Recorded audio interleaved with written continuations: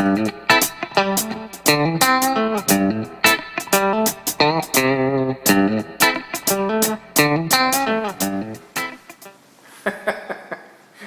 guys, it's Jay Kilroy here at the Ox Tool Shop in sunny Benicia, California, having a great day with Tom and various friends visiting. And got the grand tour of the palatial estate. And we are going to have a little fun here and reach out and touch someone. Share the love. We're going to share the love via cell phone. And you're going to get to watch as we enjoy ourselves at the expense of one of our best friends. All right, James, should we begin? Would you like to start? Allow me. Let's hook up with our Smile. All right. Oh, let's find our friend, Mr. Adam Booth. On the way. So one's going? Yes. We are telecommunicating right now. You know, I don't know if I've seen you. I'm not set up to. Well, I can send pictures. Did you send the first one? Oh, it's the one. All right. So Bing, now he's gonna get one from me. Yeah. So, in case you guys are wondering what we're doing here, we're harassing, literally, our friend Adam Booth in Florida. James is out here in the Bay Area visiting, and Adam is back slaving away, making a Saturday night special for you guys. James, hold still, please. Ah, perfect. Thank you. Thank you. So we're having a little bit of fun at his expense. So and for your entertainment. Oh, there it is. Back already. Wow, that was quick. Yeah, that was quick. So let's shoot that along, Mr. Adam. Let's Adam Booth. You know, us old guys, we're kind of slow at typing on these phones, so. Speak for yourself, old man. I'm 3 down here. Are you? Shit, okay. Yeah, well, okay, some of us are slow, so, let's see, Mr. Adam, what's he got to say? Hey, what's up? So, oh, I turned the picture in the wrong way, so. This is lovely.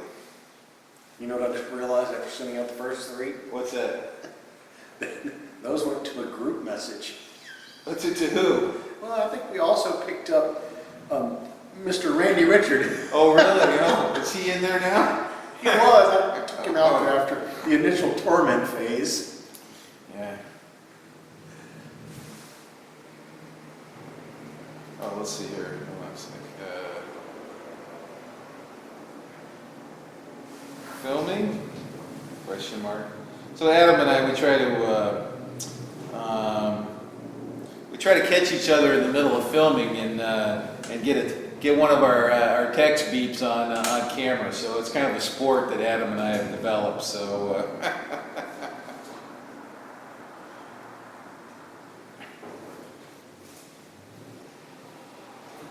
All right, Saturday Night Special released. Oops. Well, he's not coming back very quick here, huh? He might not have time to type. I'm 5 down. How Are about you? I'm on 3 here, so he probably just drove off the road or something. Yeah, no kidding. I've sent him 2 text messages and 3 photos. Oh, really? Okay. So, Well, come on, man. What's up?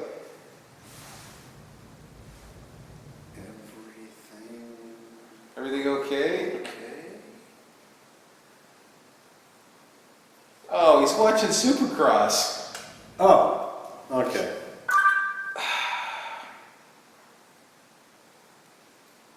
He's watching the Supercross, the Atlanta Supercross. So is Kilroy there? Yeah, no kidding. Hello. So you know when he says something like that, I said, "Yeah, Blondie." Blondie. Oh, no. Captain Obvious. Yes, Blondie. He's distracted. So, So my Ox Tools t-shirt there. yeah, so James has got his Ox Tool Yes, T-shirt. Yeah.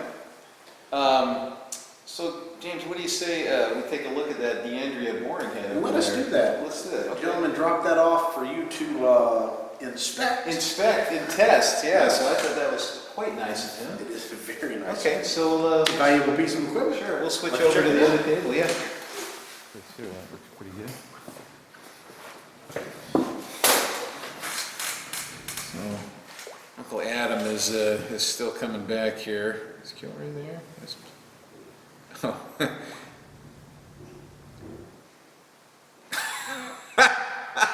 What do you say? He says, "Oh, did he learn you a few things? Good. I bet you there was a lot of girly sounding laughs." All right.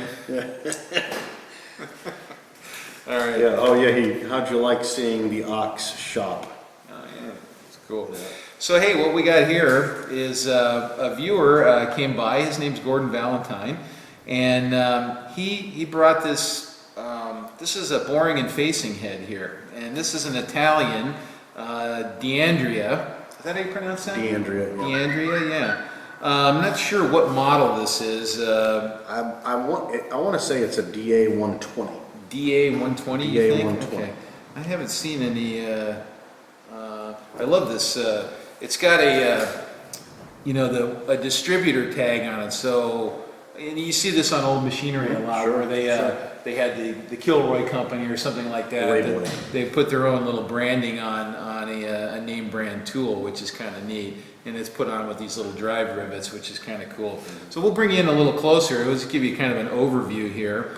So what this has is this clamps around the quill, and it's got an R8 adapter in here, and it clamps around the quill with an extended drawbar. And then with this lever here, we can influence this slide, and we can move this slide while the thing's running. So this part is fixed. This rotates the lower part, okay? And then we can advance that. So you can put a boring tool in it, you can put a facing tool in it or something like that. So you can face a circular thing, or you can cut an internal snap ring groove. Ring grooves, O-ring grooves. Sure, it just depends what kind of tool you insert in this. Now Face on the underside. yeah, you can Inside back face. an ID, back face. And this has a two-speed, it has a high and a low speed with a kind of a manual setting in the middle here, okay? And then this is kind of cool. It has a dovetail slide in the bottom that holds basically your tool holder. And let's see if I can, hopefully this is loosen. Yeah, okay, I can get it back in there. So that slides in there, and you can kind of offset this anywhere you want. Now this one this thing, I don't know, what is that? 4 inches or something like that. This could probably sweep an 8-inch circle very easily. Pretty easily. It's very well made. The satin chrome is excellent, and the knurling is excellent. And once again, I'll bring you probably in. die casting, I would expect. You think so?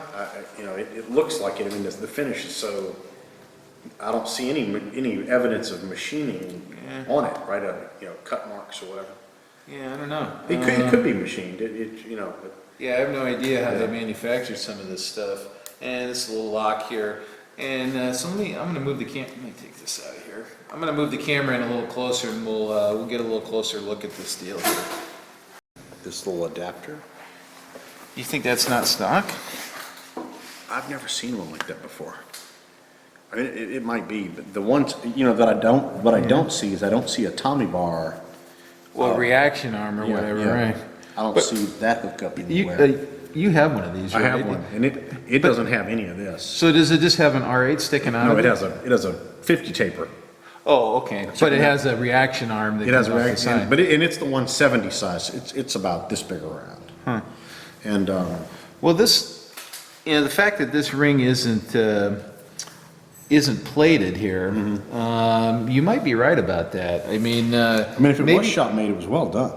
yeah, I mean, it's possible that, I haven't tried to look for a manual for this thing yet or anything like that. So maybe that's how that operated, is it had a reaction arm that came out of the side of this thing.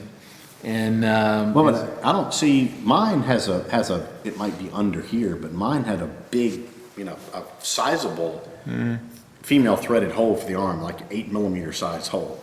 yeah, but there could have been something, I mean, it has a mounting surface here, so maybe it was attached to that. Anyway, you guys can kind of get a look at this thing here, and it's got this quite a stylish little knob here. I kind of like that. I fell in love with that. And this, Those crazy Italians. that's crazy. Oh, I guess that's just to lock that scale wherever you want. Did you see this is a tenths indicator. Yeah, so this is, let me try to operate it on camera here. So as you rotate this dial, this keeps track of full turns here on the offset. And then here's this is this high-low automatic setting, which locks the hand wheel up here. Let's see, where was the maker mark on this thing? Yeah, Gordon wasn't sure who the maker. Where did I see it? I saw it. I think it was on the face. It was down here somewhere. Where you saw it. Oh, here it is. Yeah, yeah, it's on this lower part here. Yeah, he missed this here, and it says DeAndrea here. Now this is cool too. I want to point this out.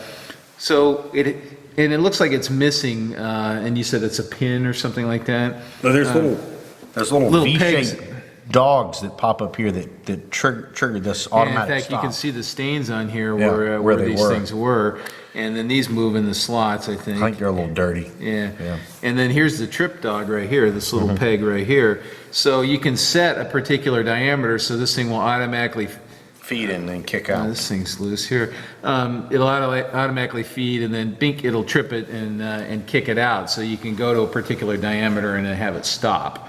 And this is just a fine piece of tooling here. It's quite nice. And so what we're going to do, not in this video, but in another video, I'm going to hook this up to my mill. Now I haven't checked to see if this fits my quill, but yeah, they're pretty typical. Pretty so standard I'm size, hoping that it fits. But we're gonna run this through. We'll try it out a little bit and see if we can make some chips. So that ought to be fun. It will. It's a right. nice piece of equipment. Cool. Well, thanks for looking at that, guys, and you'll see more of this coming up. And Gordon, thank you very much for loaning me this for a little bit of testing on camera. And so Gordon said, "Yeah, you can borrow it, shoot a video of it, and then I can learn more about it." Learn how to use it. Well, in the we're process. gonna learn ourselves here, because I've never used this particular model myself. So get some learning myself out of this. So all right. Hey guys, welcome back to Ox Tools. I'm Tom. So this is Meatloaf 71, the first episode of Meatloaf after near death almost. Anyway, I just wanted to thank all the guys out there that sent me notes and kind of get well emails and comments and all that. I really appreciate it. It really makes me feel like we've built a community here that of people that really care. So they care what happens to you, and they care about tools, and they care about a lot of the same things. So it's really nice that way. So apparently there's a lot of doctors out there that like to watch YouTube machining videos too. So I got a few medical comments which were kind of interesting too. So so it's kind of neat, you know. It's like a big village, right? And the village doctor chimes in, and the blacksmith chimes in, and the village machinist is talking, you know. So it really is a community. So it's really nice that way. So anyway, so Meatloaf, thank you very much. We have some cool stuff. We had a bunch of visitors this weekend, and you've already seen one of those characters. And I've got some viewer appreciation stuff. We got some new tools that we found. I got almost skunked at the flea market, but still managed to find something. And then we went to the junkyards, and I found a couple other things there too, so we'll take a look at that stuff. This is definitely, certainly a good meatloaf mix. So let's go take a look at some stuff and have some fun. Okay, so like I said, I almost got skunked at the flea market. This is the only thing I found at the flea market. It's a pair of Starrett outside calipers, and these are probably call these 8-inchers, I think, something like that. I haven't cleaned them at all to look at the model number, but what's interesting about these is they have and I can't quite remember what they call this release mechanism, but it allows you to release, there it is, to release the setting and get off of a part. So say you had to measure something behind this that was a little smaller, for example, you can open this up and get it off of there and then come back to your setting and lock it down, and then you would retain the setting that you took behind. So it's just I don't know, it's a latch or something, I can't quite remember what they call it. Most everything is here. It's missing, there's a little ball that goes on here, and these go missing pretty easily, so I could thread a little brass ball and put it on there. But we'll clean these up and we'll put them in the trade bucket or something like that. It's actually a really nice size pair of calipers. Opens up pretty good. $2 for those, so can't walk by that. And then went to Urban Ore over in Berkeley, and found this thing kicking around. It's got bumped into the wheel a little bit, but it's still got both feet on it, and so it's still there. And I know somebody that needs one of these, so this was like $1, so I went ahead and got it. And it's a Desmond, so it's a good one, and you can get the replacement hardened wheels for that, so pretty good. So that's the extent of my my junk finds for this weekend. So let's go look at something else. Okay, so got a few things here in this box and this tray. Let's do some of the easy ones first here. Let's do this one here. This is from my super fan down in near Tucson, Arizona, Gordon Melby, and he sent me this White House English pattern hammer. And I'll bring you guys in closer, we'll get a look at it. Now, we've been talking about these a little bit. I'm restoring one, as you guys know. You've probably watched that video, and we're going to get back onto that pretty soon. A lot of guys commented, and this is called apparently a Warrington hammer, and which, fine, I believe that. I've always called it an English cross-peen hammer, and now I heard something that maybe you guys can chime in on. I did a little bit of research, but I didn't find anything to back it up. Apparently, in hundreds of years ago, Warrington was a metalworking center of England where they made armor. So if you were a lord or whatever, and you wanted a suit of armor, the best place to go was Warrington. And I heard this, and I did a little poking around on Wikipedia, but I didn't find anything to kind of back that up. So maybe somebody in the UK there knows a little bit more of the history of Warrington, which would actually kind of make sense, because I kind of liken this to a sheet metal man's hammer here. Not so much for driving tacks and brads. This is pretty useless for that. This is typically used for seaming or reaching into narrow areas and tapping. So anyway, Gordon, thank you very much for the Warrington hammer, and I'll bring you guys in closer, and you can see the labeling on this. This one's very well labeled, so that makes it kind of a curiosity there. So we'll take a look at that. So yeah, let's see. Actually, you know what? I'm just going to bring you in close. We'll take a quick look at that. Okay, so there it is, and you can kind of see it. and it says White House. So it says White House. It's stamped in the head. It's got a little label here that says New World, W White House. What's to say? Atlas Forge and Engineering. White House, Atlas Forge, England, and then it says it here again, White House. So it's well marked. It's got a number 1 on it. This maybe is their smallest size. I don't know. Definitely an original handle because it's ground flush with the grinding marks there, and it's just too nicely fitted to be a replacement handle, and it totally matches. So the thing's brand new. Anyway, Gordon, thank you very much. Nice hammer. Thank you.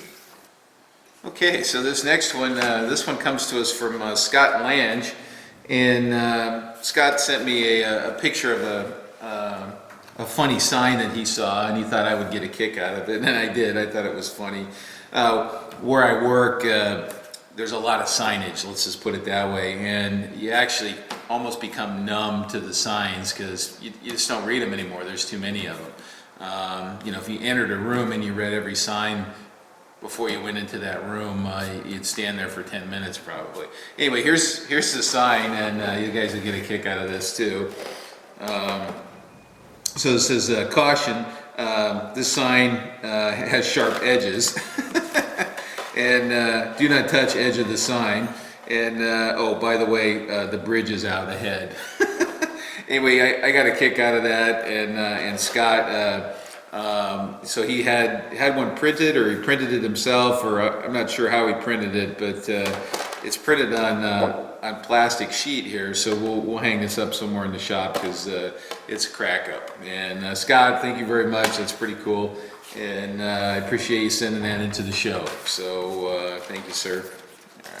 All right. Let's take a look at the next thing here. Actually, you know what? I'm just gonna roll with this, and let's pull some of these things out here, and we'll take a look at them here, and I'll bring you in closer, and we can get a closer look at them here. So what these are 3D printed items, and this came from Design Shack. And let's see, does he have it on here somewhere? I thought he had, oh, yeah, there it is. Design Shack Engineering. And let's see if I pronounce his name correctly here. This is Bill Schnoblin, okay? Schnoblin, okay? And he's here in the Bay Area, and he's got a 3D printer that he loves messing around with. So this is worth coming in a little closer to take a look at some of these things, and he's worked out some intricacies of doing multi-start threads, and some actual, practical articles here. So let's come in a little closer, and you guys can get a close look at these things, and they're very nicely printed, by the way. So let's take a look at those. Okay, so let's do these first. So there's his little logo there. And now this one looks like he's done a little acetone smoothing maybe on that one, what it looks like to me. And he's even printed sizes in there. So this is a little drill rack, and the idea is that it hooks on the edges of a toolbox or something like that, and you can put some drills in there. Now, I put a drill in one of them, and there's no stop on the back side, so maybe I'm not clear on how Bill intended these things to be used, so I'll have to get on the horn with him and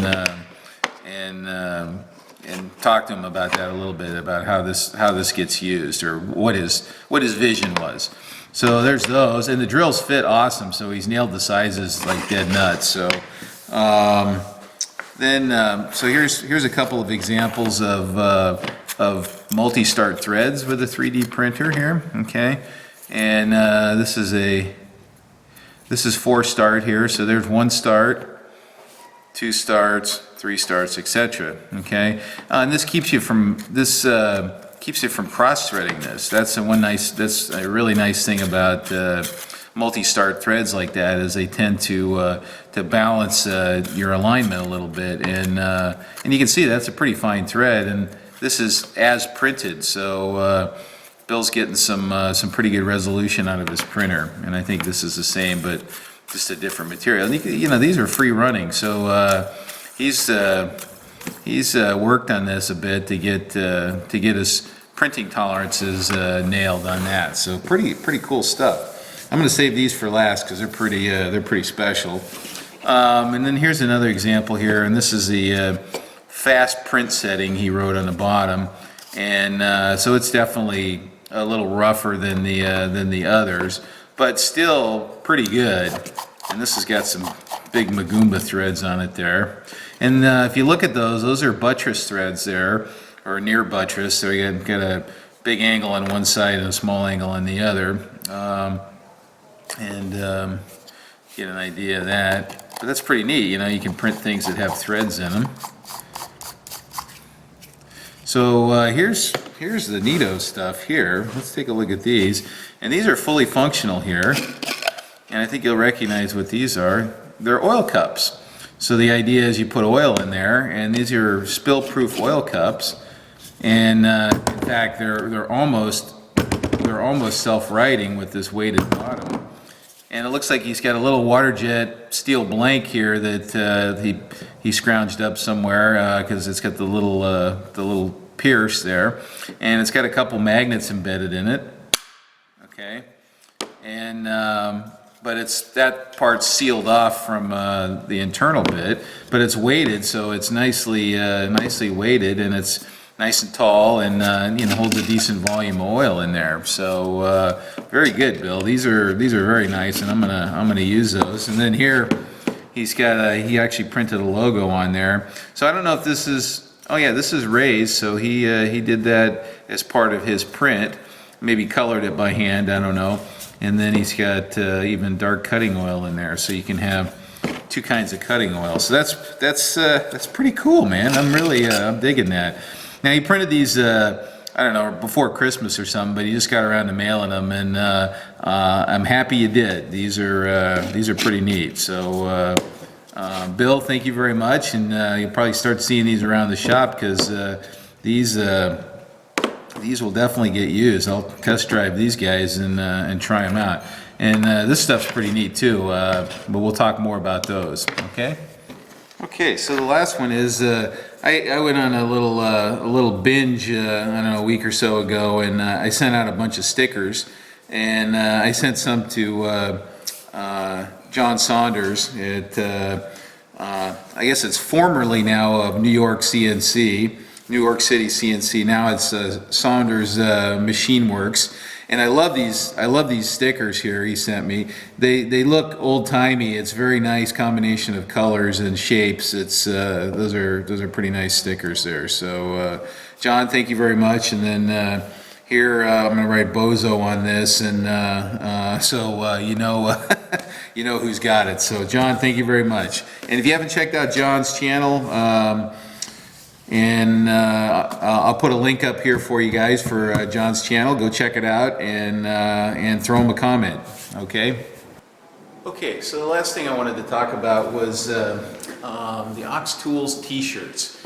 So Teespring printed these, and they shipped them out to all you guys, all the oxen out there.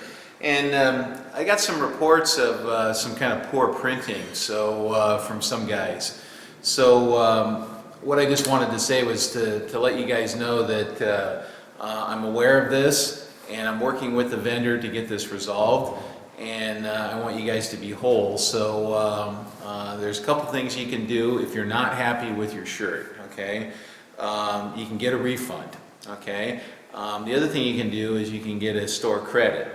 Now, if you want either one of those options, you need to do it within 30 days of the close of the campaign, which there's plenty of time left. Now, what's happening is I'm working with them to get some new ones printed for the guys that aren't happy with their print job. So due to some miscommunication and which we fixed now. We're going to do a reprint, and I'm going to get some myself to physically proof in front of me, so so that I make sure that I'm happy with the printing. I wasn't able to do that on the first go around, and we figured out a way to do it. So here's a link up here for you guys for the support at teespring.com, and then their phone number that you can call to get a hold of somebody to get a refund if you want a refund. So I apologize for any headache. One nice thing is they won't make you send it back, so they just abandon it in place and issue you a refund or a store credit. Now, if you get the store credit, the neat thing about that is when the new ones come out, you can just get one of the new ones. So anyway, so like I said, sorry for the mix-up and the hassle for you guys, but I want to make sure everybody's 100% happy, and so does Teespring. So they're stepping up, and so far so good. It's looking good. So and all you guys, thanks a million for your support. It's really awesome that so many guys stepped up and showed their appreciation for the show. So till next week or later in this week, I'll catch you guys later. Thanks for watching.